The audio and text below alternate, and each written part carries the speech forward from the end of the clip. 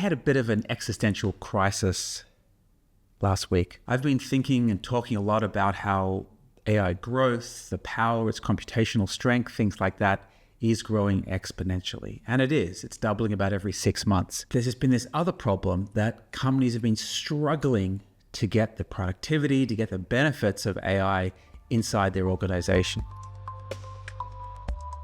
And over the last few weeks, I've been talking to a lot of people working in this space here in Australia, but mostly in the US, and hearing all kinds of stories about companies, who've bought huge licenses for different AI products, and they're trying to get refunds on those licenses because people are just not using it. I realized that what's happening is the bottleneck is the AI usage, not the AI power, not the tech itself. It is that companies are not figuring out how to get these benefits. They're not integrating AI into their companies. They're not figuring out how to restructure their data, how to restructure their teams, how to restructure data flow, organizations. And perhaps most importantly, they're not supplying any sort of change management, any AI specific change management to really support the people through this change. And for a lot of people, this change is really big.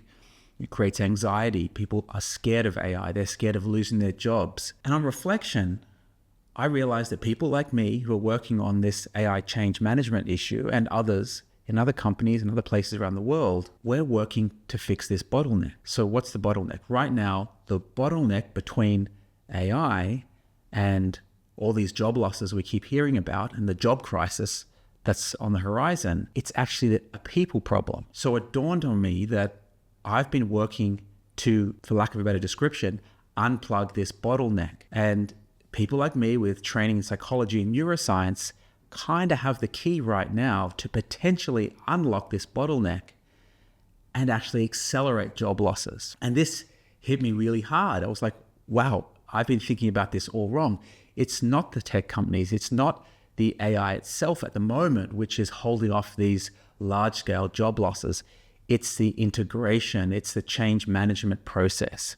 This has been on my mind for the last few weeks. It's really hit me hard, and it's made me think about this a lot. Do I want to keep doing this? Do I want to be part of the unlocking, the opening of the floodgates of this sort of job crisis that's going to be happening soon? Should I just stop what I'm doing? I don't think my part in it is huge, but I'm contributing. So what do I do? Should I stop this? Should I just step away from it? Should I let it happen without my contribution? And it really got me thinking. It just really hit me hard in a way that I hadn't felt this weight of what's happening with the potential loss of human jobs in the world. And I thought about it, and I realized that maybe, no, stepping away is not the right solution. I think it is going to happen, whether I'm involved or not, or whether psychologists are involved or not.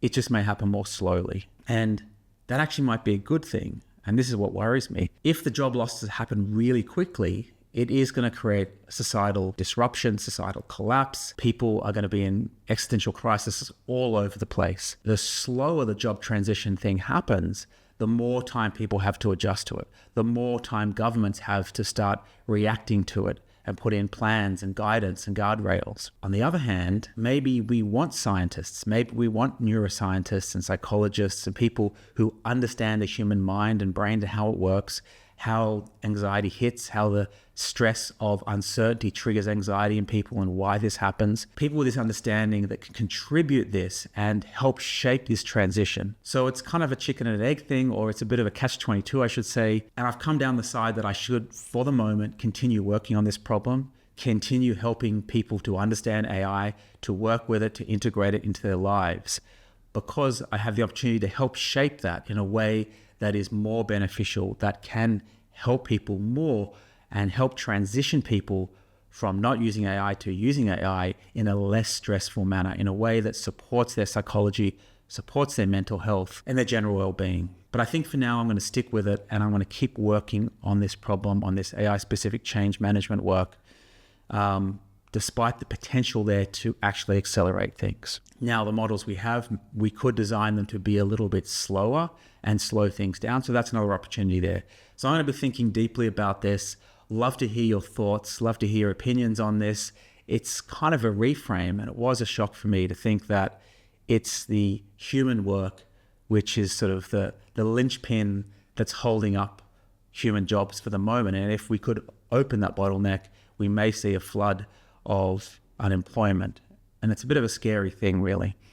But I think with the right people putting in the right knowledge, the right understanding, the right human support, and if we all work together, we all understand what's happening, we can get through this in a way that is least harmful and reduce that psychological uncertainty, that psychological pain, that stress, that anxiety about the future. And we can do that in a way that's informed by science, backed by science, and is most helpful because of that.